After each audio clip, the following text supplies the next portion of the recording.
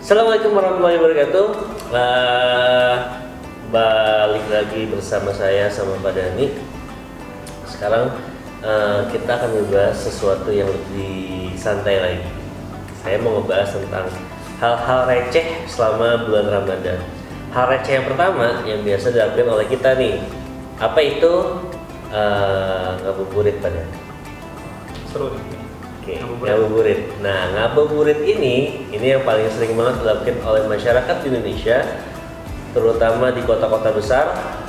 Ngabuburitnya itu biasa adalah cari jajanan. Tapi kalau ngabuburitnya orang-orang yang ada di pedesaan, biasanya dia akan ngumpul sama warganya, lalu bermain dulu tuh, ada namanya main kotak-kotak gitu. Oh, tembak-tembakannya Tembak-tembakannya dari kertas basah, atau nggak main yang gedebung pisang pakai petasan-petasan. Nah, sekarang kita akan ngobrol sama Pak Dani tentang materinya ngabuburit. Ngabuburit itu ada nggak sih sebenarnya di syariat Islam selama bulan Ramadan seperti ini? Gimana ya Pak Dani tentang ngabuburit, Pak Dani? Ngabuburit itu apa sih bahasanya gitu? Bahasa ngabuburit itu bahasa Jawa, Sunda, apa? Nggak tahu, tapi orang itu juga Ngabuburit. Ngabuburit. Jadi kayak orang menjelang buka puasa dia beraktivitas apa gitu ya? Terserah apa saja gitu ya. Pokoknya nungguin waktu beduk. Nungguin waktu beduk tuh ngabuburit ya. Dari asar selesai asar sampai dengan sebelum pas maghrib. Ngabuburit. Kalau dari segi agama sih ngabuburit itu memang kalau kita melihat konteks tadi dari bahasa ngabuburit tadi, sebenarnya ada. Cuman bedanya apa kalau dalam syariat Islam itu ngabuburit itu menjelang maghrib, dari asar sampai menjelang maghrib itu kita dianjurkan malah munajat sama Allah. Oh, berdoa. Munajat ya, munajat itu berarti lebih dari doa. Lebih dari doa. Munajat itu minta sesuatu yang kita inginkan apa saja. Apalagi ini adalah bulan puasa, Pak. Kalau bulan puasa itu doanya itu mesti dikabulin sama Allah, apapun kondisinya. Orang berpuasa itu Allah langsung balas pahalanya, Allah langsung yang memberikan sesuatu kepada kita, tiada disangka-sangka. Nah, salah satunya adalah memanfaatkan waktu ngabuburit kita lewat munajat. Ini kenapa? Ini tradisi ini ada di Turki, Yordania, Syam itu ya ada Palestina, Yordania, kemudian Syria, kemudian apalagi di Madinah dan Mekah. Itu kalau kita melihat kalau nanti Pak Rame dikasih apa namanya itu rezeki untuk umroh misalnya. Amin. Kalau haji kan lama tuh.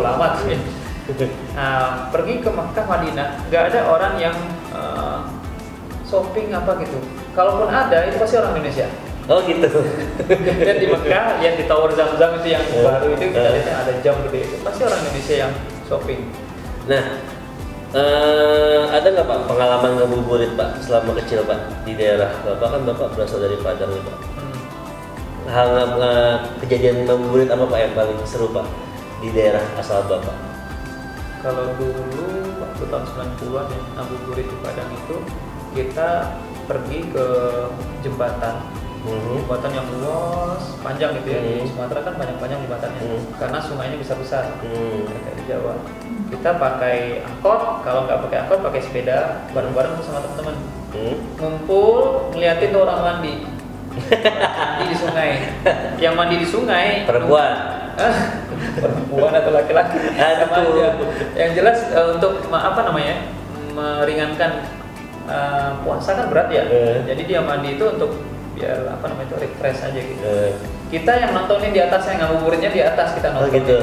Nonton di atas, dari atas jembatan ngeliatin orang renang gitu tuh di sungai yang ada batunya, ada sungai yang besar gitu. Kalau sekarang udah nggak ada anak-anak kayak gitu. Udah nggak ada kayaknya.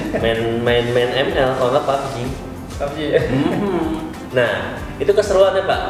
Berarti keseruan ngabuburit dulu Bapak zaman masih di tempat asal itu adalah datang ke jembatan yang dimana orang itu masih mandi sore gitu ya. Keriannya di situ. Syukuran, siram-siraman, terus ketelan airnya. Nggak tahu. Kalau ketelan lain lagi batal. Nah, cuman sekarang kan anak remaja sekarang banyaknya ngabuburit keluar ya, pasti keluar ya. Kalau nggak keluar, dia nunggu sama temannya untuk menjelang buka puasa itu biasa buka puasa di mall. Di di mall gitu. Akhirnya apa? Zikirnya nggak dapat, sholat maghrib jamaahnya nggak dapat, ya kan? Sunnahnya juga nggak dapat ya. Jadi nggak dapat semua nih, kasihan. Sehingga sampai ke Isya. Isya juga kadang-kadang nggak dapat juga.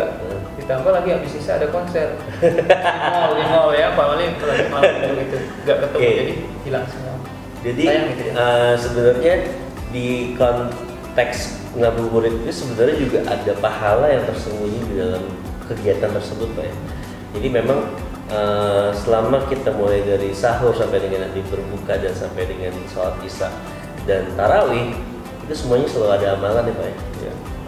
Nah di ngabuburit ini kita punya beberapa hal yang akan menjadi amalan kita, gitu kan. Boleh kita mencari jajanan, tapi ada waktunya. Jangan sampai kita meluangkan waktu-waktu sampai dengan mau maghrib baru kita pulang, karena sayang kata Madani kan, sayang kalau 1 jam itu nggak kita manfaatkan untuk bermunajat dan berzikir kepada Allah Subhanahu Wa Taala. Nah, buat kalian yang ingin tahu bagaimana sih caranya ngabuburit biar lebih asik, itu seperti apa? Kita dengar tips and triknya dari Madani. Jadi untuk ngabuburit yang sederhana untuk dengan kondisi sekarang. Kalau kita berbicara kondisi dahulu, memang belum ada media apapun yang terjadi di masa-masa kita muda atau sebelumnya. Kan? Zaman sekarang banyak media-media yang membuat kita lalai dengan kondisi sebelum berbuka puasa. Maka tipsnya adalah tadi gak apa-apa, setelah asar kita sudah selesai mandi, kemudian setelah itu kita keluar sebentar untuk mencari jajanan. Setelah itu 1 jam menjelang berbuka puasa kita stay di rumah bersama keluarga, jangan kemana-mana karena satu pandemi, yang kedua adalah kita waktunya kumpul dengan keluarga. Nah waktu kumpul keluarga itu bisa kita kondisikan dengan satu berzikir petang, kemudian yang kedua minta khusus, doa khusus. Misalnya kita yang paling penting itu adalah kebahagiaan dunia dan akhirat. Bahagia di dunia itu adalah bahagia untuk hati ya. Ketika hati kita damai, tentram segala macam, pasti hidup kita nyaman. Kemudian yang kedua adalah akhirat. Pastinya kalau kita orang yang beriman, pasti ingin di akhirat nanti adalah tempat yang terbaiknya adalah surga. Nah itu yang kita inginkan. Yang terakhir, sebelum kita berbuka puasa, ini ada satu hal yang kita kadang-kadang kelewat. Apa tuh Pak? Biasanya kita mau buka puasa tuk gitu ya. Langsung kita Allahumma lakusumtu wa bika amantu atau zahabat zama'u wa talatil urub. Itu sebenarnya keliru sebenarnya. Jadi kita dengar azan, Allahu Akbar, Allahu Akbar. Yang kita lakukan adalah kita baca bismillah, bismillahirrahmanirrahim, baru kita memakan sesuatu yang manis. Kemudian berbanyak kurma dan air. Jadi Nabi itu makan kurma. Kemudian kalau nggak nemuin kurma, dia menemukan kurma yang kering. Kalau nggak kurma kering, dia susu. Kalau nggak ketemu susu, dia ketemu air. Setelah itu baru dia membaca doa Allahumma lakasumtu wa bika amantu. Jadi pas habis minum, baru dia baca doa. Itu idealnya. Bacaan yang paling sering dibaca Nabi adalah zahabat zama'u wabtalatil uruku wasabatal ajru insyaallah. Apa artinya? Zahabat zama'u, hilang semua dahaga selama puasa, kemudian seluruh urat-urat sudah terpenuhi dengan makanan yang Allah berikan, kemudian insya Allah pahala akan diberikan oleh Allah. Zahabat zama'u wasabatal ajru insyaallah. Seperti itu bacaan.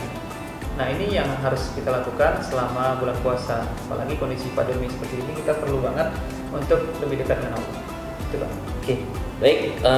Sekian tema kita kali ini, materi kita kali ini tentang ngabuburit. Receh memang, cuman di setiap materi yang akan kita tayangkan dengan saya dan Mbak ini itu ada unsur-unsur yang akan bisa kalian jadikan suatu pahala buat selama masa bulan puasa Ramadan kali ini. Nah, itu aja dari kita berdua. Nanti next time kita akan ngebahas lagi materi-materi selanjutnya. Terima kasih. Wassalamualaikum warahmatullahi wabarakatuh.